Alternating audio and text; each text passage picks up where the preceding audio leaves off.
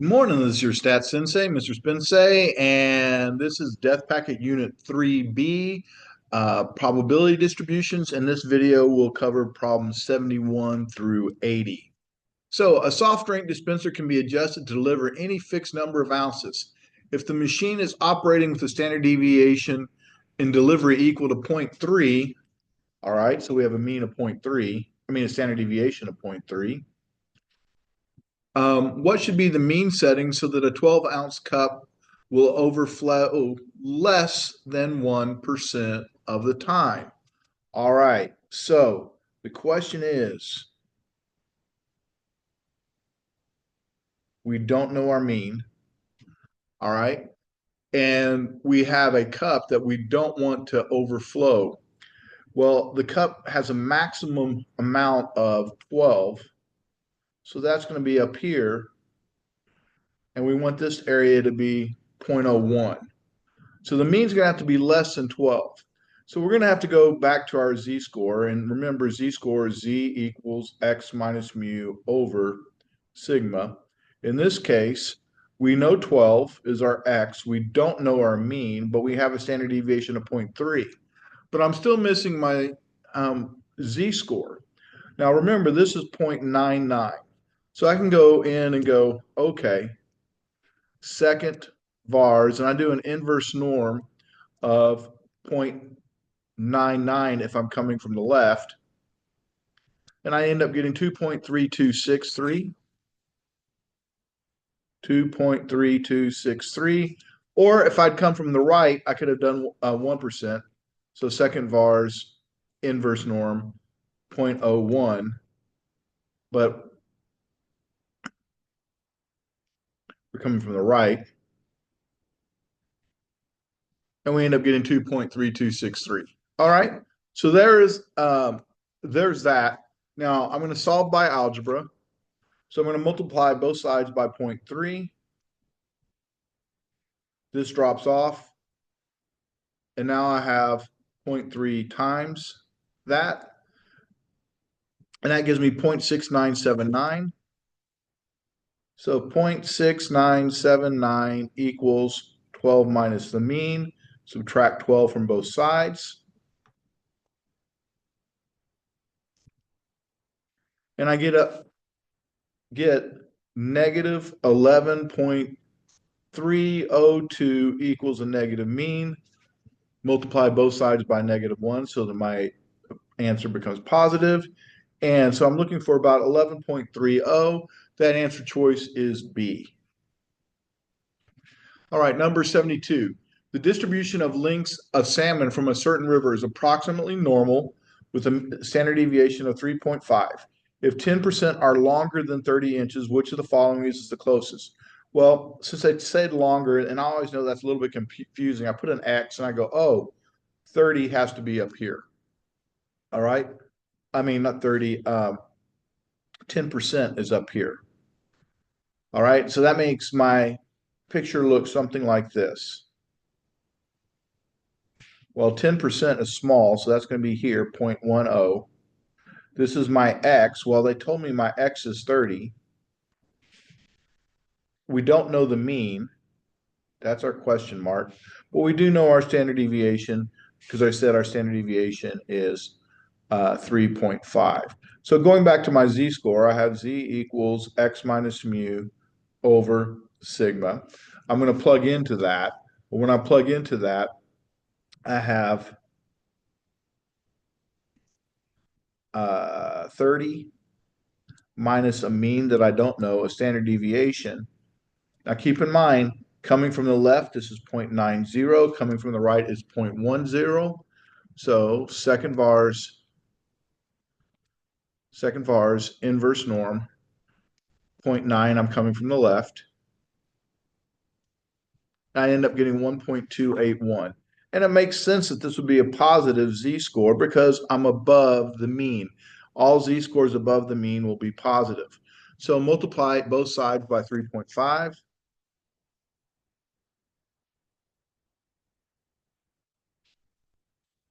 And we end up getting 4.4854.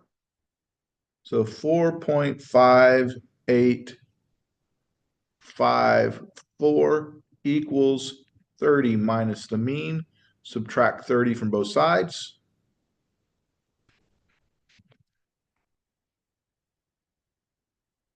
And I end up getting negative 25.5145 equals a negative mean. Make them both positive. So we're looking for 25.51. The closest answer to that is A at 26 inches.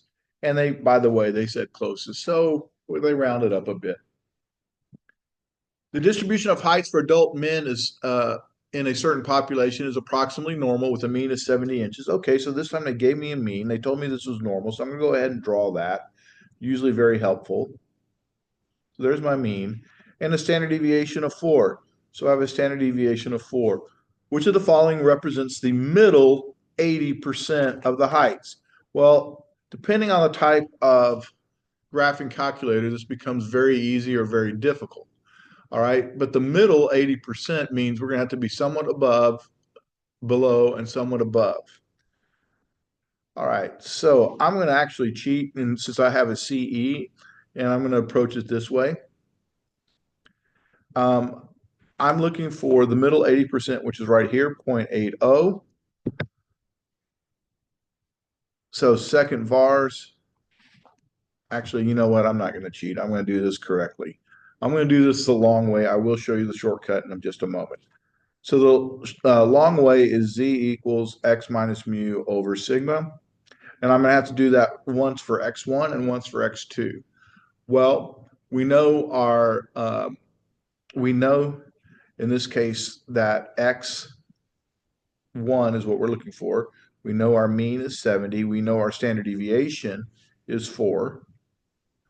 And if I'm coming from the left, this is 0.20. So I can plug in 0.20. But that's not a z-score. So I have to do an inverse norm.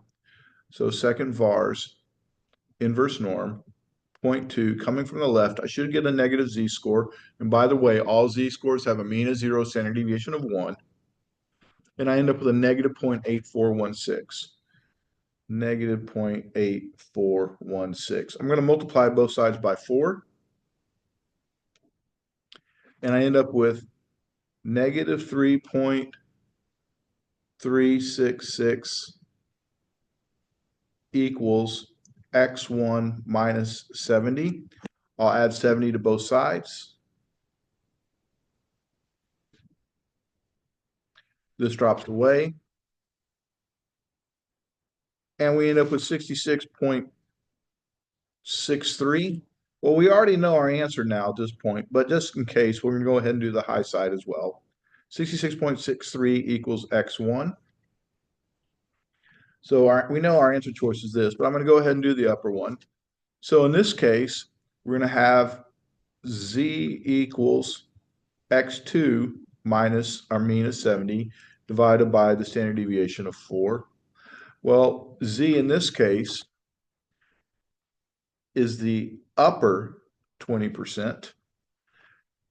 And if I do a second vars inverse norm and use an upper 20%, I get 0.8416. Well, notice we had a negative, and the reason why this is now positive is because it's symmetric about the mean. Because remember, the normal is symmetric. So positive 0.8416 equals x2 minus 70 over 4. Multiply both sides by 4, and I end up with 3.366 equals x2 minus 70. Add 70.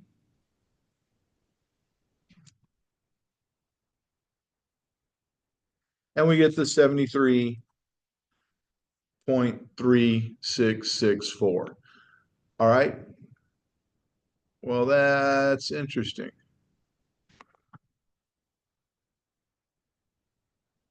Well, in this case, this is a typo. So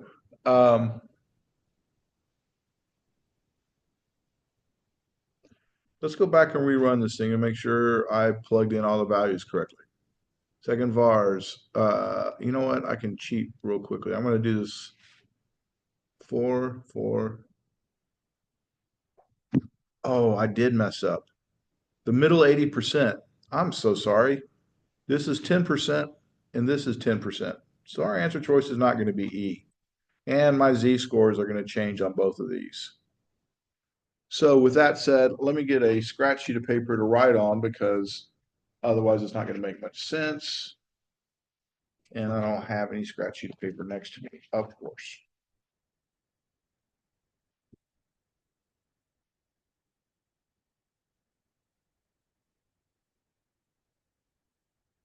Okay, so to redo this one,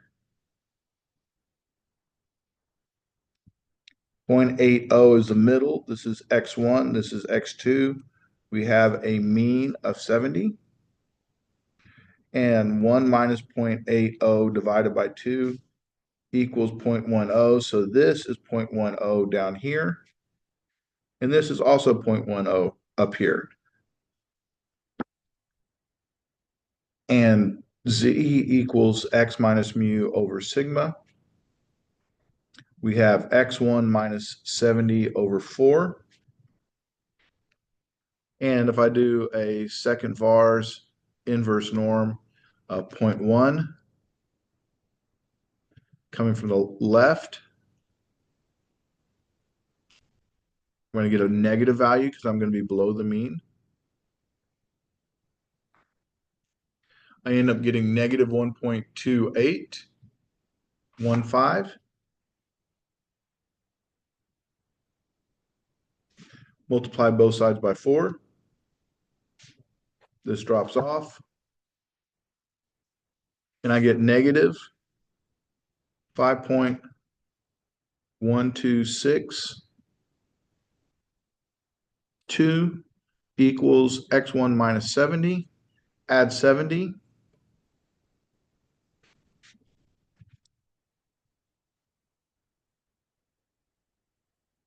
And I end up with 64.87. All right, now we're on a roll. So 64.87. I need to do the high side. It's following the same thing. And so my z-score is now going to be positive. So I'm going to have a positive 1.28 equals x minus 70 over 4. Multiply both sides by 4.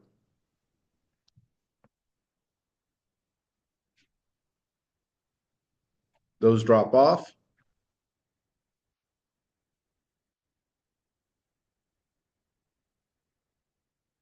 There's my 1.28. I'm going to multiply by 4. I get 5.12.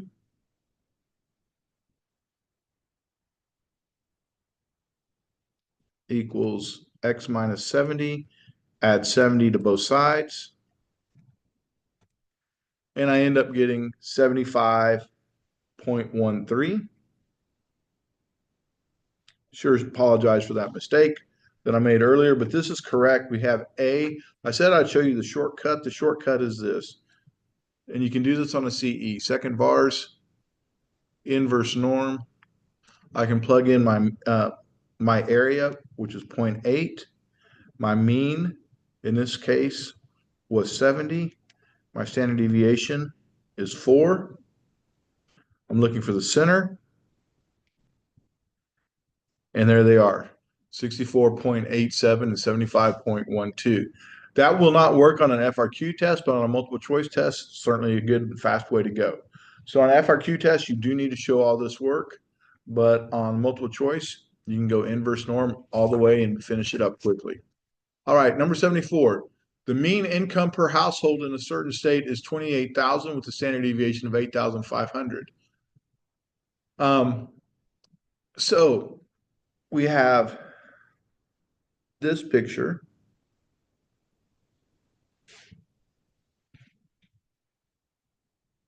$28,000. And we know our standard deviation is 8,500. All right, 95% of all households earn income over what amount? So let's go ahead and draw an X. And the 95 is above it. So that means I'm coming from this way and I have to be 95%, which means I got to go over halfway. So this area right here is my 0.95. This area right here is 0.05. So I'm going to have some X value that is less than 28,000. So Z equals X minus mu over sigma. In this case, we don't know Z yet, but we know and we don't know our X value, but we know our mean is 28,000. And we know our standard deviation is 8,500. So I'm going to do an inverse norm for 0.05, second vars, inverse norm, 0.05, I'm coming from the left. All z-scores have a mean of 0, standard deviation of 1. And I end up with negative 1.6448. Again, this is the work you'd have to show on a free response test. I'd multiply both sides by 8,500. And I end up getting a negative 13,981 equals X minus 28,000. So I need to add 28,000 to both sides.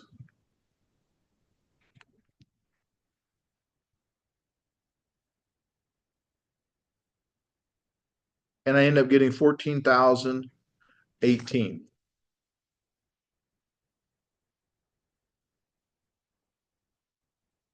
So my closest is C, 74. Now that's what I would do on a free response test. And that's what they would expect on the AP exam on the free response. But if you were working on a multiple choice, you could do this much faster. You go second vars, inverse norm, plug in 0.5, plug in the actual mean, which was the actual mean was 28,000. Standard deviation is 8,500. There it is, 14,018. All right, 75. Suppose the average outstanding loan for college students is 23,500 with a standard deviation of 7,200.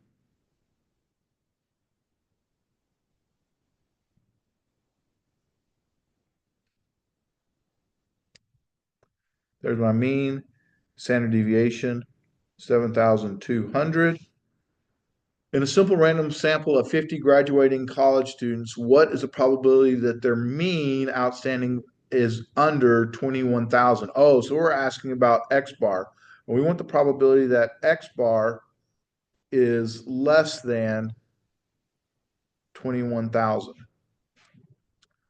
So we're going to have the probability that X bar,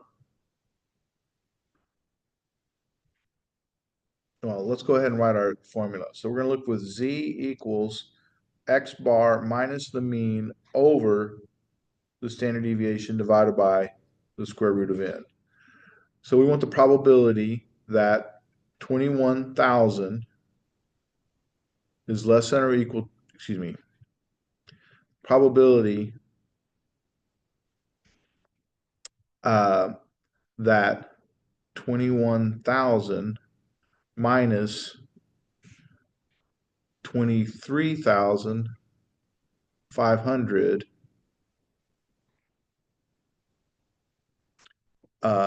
and our standard deviation in this case is what? Standard deviation is 7,200. And please remember, for the sample means, you have to divide by the square root of the sample size. So the easiest way to do that is with the z-test. So we want the probability, and really this should be the probability z is less than that. So I'm going to go to stat test z-test, and we're going to use statistics. The mean in this case was 23,500. Standard deviation in this case was 7,200. The X bar is 21,000. The sample size is 50, and we need a less than. So probability that Z is less than or equal to negative 2.455 equals about 0.0070.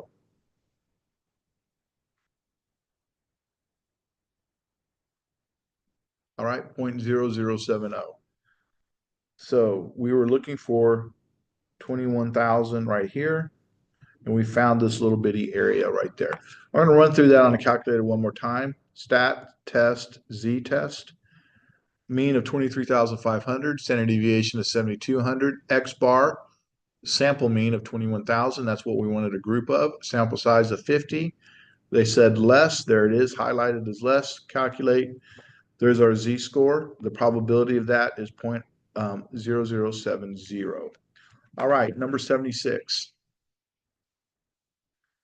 The SAT math scores for applicants to a particular engineering school are normally distributed with a mean of 680 and a standard deviation of 35. All right. So we have 680 and a standard deviation of 35. Suppose only applicants with scores of 700 are considered for admission. All right. So what percentage of the applicants considered to have scores below 750? All right. So first off, we got two things we have to do. We have a 700. So I need to figure out the probability of that, because basically it's going to be the probability. This is basically an intersection over given. And what our intersection is the probability that they are less than 750. So between 700 and 750 over the probability that it's mean of 680. All right. This is divided by that probability. So I need to know the probability, and this is at 700. So I need to know the probability that they're over 700 and divide and then find this area in between. So I get to do this twice, and this ends up being a little bit of a pain. So I'm going to do the first part, and I'm going to do this fairly rapidly. I'm going to go stat, test, Z-test. Mean is 680. Standard deviation in this case is 35. My X, we want to know the probability that it's 700. 700. Actually, you know what? This will be easier to do as a norm CDF. Second var's norm CDF, lower bound is 700. Upper bound, 750. Mean, 680.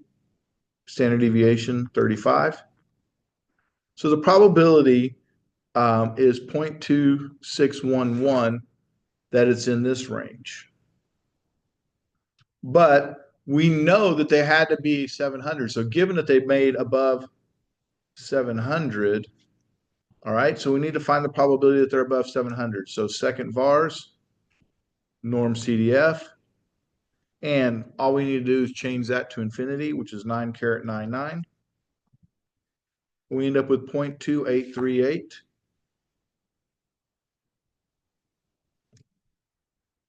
So 0.2611 divided by 0.2838 is 0.9200.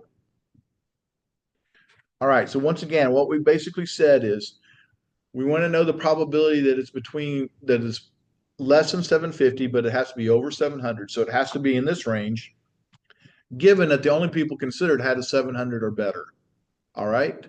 So given that they had a 700 or better, given that they have a 700 or better, what's the probability that they're in that 700, 750? So that's why we had to do it twice. So taxi cabs in the metropolitan area are driven an average of 75,000 miles a year with a standard deviation of 12,000. All right. What's the probability a randomly selected cab has been driven less than 100,000 miles if it has been known that it's been driven over 80,000? All right, so here we go. Here again, we are going to have an intersection over given. So intersection over given, what we are given is that it's greater than 80,000. But we want to know the probability that it's between 80 intersect 100. We're looking for to be between those values. So if I'm drawing a picture of this,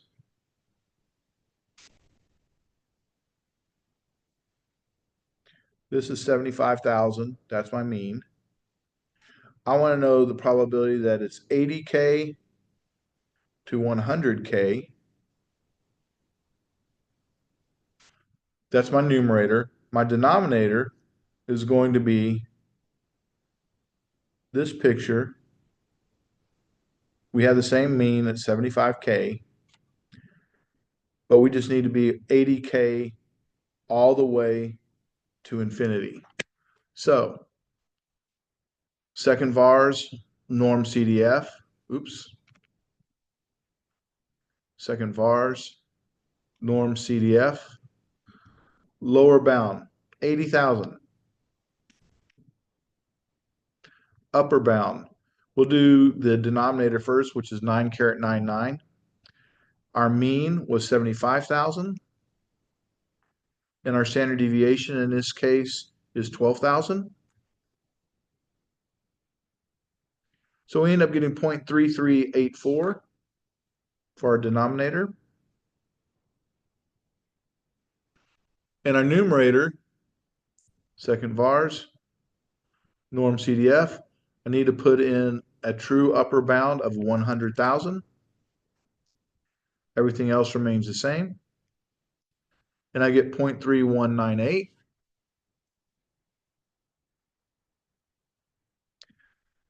Divide that by the 0.33 value, and we end up getting, there's a 94% chance that is less than 100.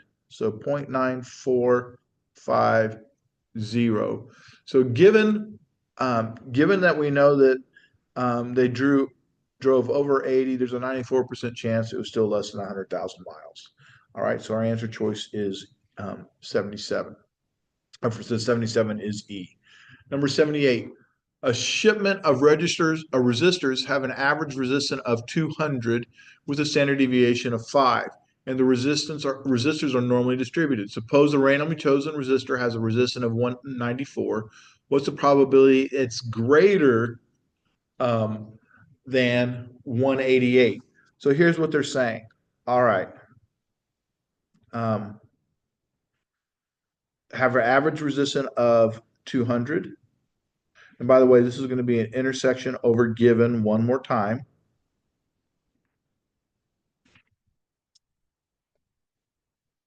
And we want to know what's the probability that it's given that it has, suppose a randomly chosen resistor has a under 194. So that's what we know. We know it's under 194. So we have our mean, and our mean here is set at 200. We know it's under 194. So I know that area. Okay, what I don't know, what they're asking is what's the probability that it's greater than 180?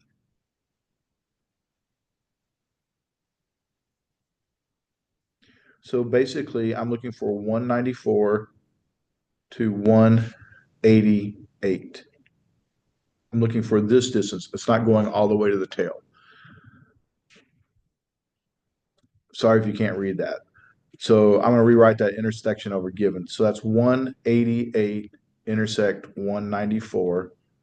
We want the probability that's in that range, get over that it was less than 194. So with that said, second vars, norm, CDF, lower bound.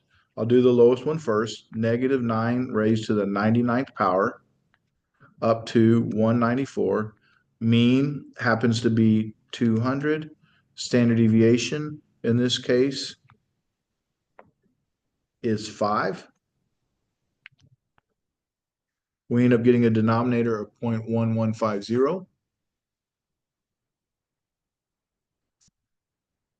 Going back, second vars, norm CDF.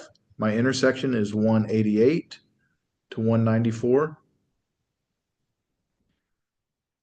And I end up getting 0.1068.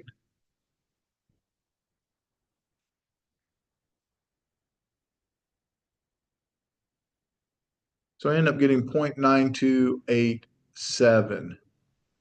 All right. Well, the closest one to that is D, which is 93. 93% is our closest. I want to rewrite that probability statement because I think it'll make more sense if I do a better job with it. So we're looking for the probability that 188 is less than or equal to X is less than or equal to 194. That's what the intersection is over what we were given, which is the probability that X is less than 194. And I could have just used less than symbols. That would have probably been better than using less than or equal to. But that's the probability statement. It's like that's our numerator, 188 to 194. Our denominator is 194 and basically all the way to negative infinity. Number 79. The sampling distribution of the sample mean is close to the normal distribution. Okay? Only if the parent population is unimodal, not badly skewed, and does not have outliers. No, that's not true. That is true if it just said if, but it's not only if. If I have a sample size large enough, then I don't care. It can be skewed and have outliers. So that's not true. No matter what the distribution of the parent population or what the value of n is. No, if the parent population is skewed, then n's got to be greater than 30, so that's false. If n is large, no matter what the distribution of the parent population, that's true. I don't care what it looks like. It can have all sorts of skewness, outliers, etc. If n is large, it's going to be normal. If the standard deviation of the parent population is no. The parent population being the standard deviation tells me I can use it if the distribution is normal, but I may have a skewed distribution, so no, can't do that. Only if n is large and the parent population has a normal distribution. Don't have to have that if n is large. So the key thing is if n is large. Oops. So answer choice to 79 is C. Which of the following is true? The mean of the set of sample means varies inversely with the square root of the size of the samples. The mean is not what varying. The mean is not varying. The variance of the set of sample means varies directly with the size of the samples. No, the variance decreases as n increases. Because basically, if we just talked about standard deviation is x minus mu. The standard deviation equal of x bar equals the standard deviation divided by the square root of n. So as n increases, this decreases. So that means they're varying inversely. The standard deviation of the set of sample means varies directly with the standard deviation in the original population. Yes, that's true. As the standard deviation of the original population increases, the standard deviation of the sample mean increases. So those vary directly together, but it varies inversely with the square root of these samples. Yes, because we're taking as this goes up, as n goes up, this goes down. That's my answer. All right, appreciate you watching. Hope to see you on the next one, and I hope I do